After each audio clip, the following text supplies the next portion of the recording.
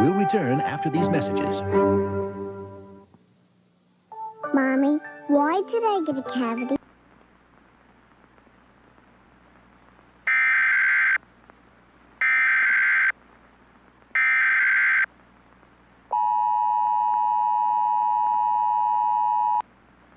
The Department of Civil Defense has issued a civil danger warning clear on a message broadcasted a month ago in relation to specific hallucinations.